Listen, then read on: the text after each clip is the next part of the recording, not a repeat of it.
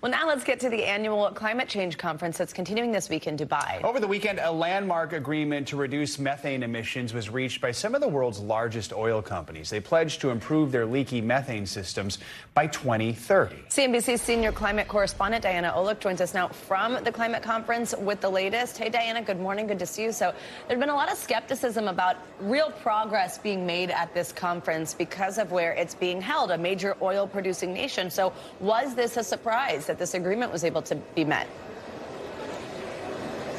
Yeah, a real pleasant surprise at that, Savannah. 50 oil and gas firms, including ExxonMobil and Saudi Aramco, representing about 40% of global oil output. They pledged to cut methane emissions to nearly zero by 2030 and to eliminate all operational greenhouse gas emissions by 2050. The inclusion of 29 national oil companies is what makes this both new and notable. Of course, there's already criticism that a pledge is one thing, but how do you enforce it? Well, I asked former BP CEO Bob Dudley, who was instrumental in the negotiations. There's new satellite technologies out there that can monitor methane emissions from that level, aircraft, drones, ground sensors, and the companies will have to be accountable for providing the data from that. It's going to be very hard to hide, because if you look at satellites, for example, there will be nowhere to hide. Now, this is important because methane is 80 times more potent than carbon dioxide and is incredibly powerful at trapping heat. Joe and Savannah. So, Diana, the COP28 president is facing some backlash from activists at the summit over previous comments he made about phasing out fossil fuels. What more can you tell us about that?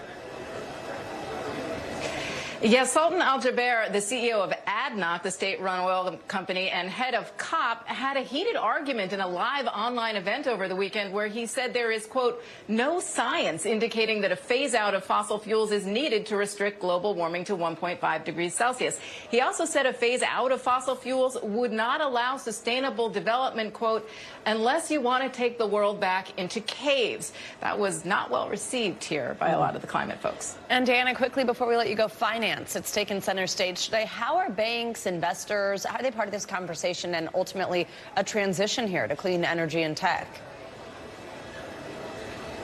Well, it's just a massive opportunity because there are literally trillions of dollars at stake. So I spoke with Citi's head of corporate banking about the billions in pledges we've seen from governments in these first days of the COP.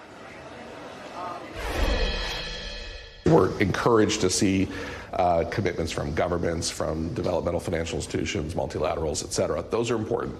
But where I think the real change is going to come from is sort of private sector innovation, the need to mobilize lots of capital to help companies and sovereign entities develop new sources of energy in particular. The amounts required there are staggering. And he says that's just an enormous opportunity for Citi and its clients. So he and others like him are at the COP to find out how those clients are planning to play in the energy transition and how they'll look to the banks and capital markets to help them finance that. Back to you guys. Diana Olick from Dubai for us. Thank you so much. Thanks for watching. Stay updated about breaking news and top stories on the NBC News app or follow us on social media.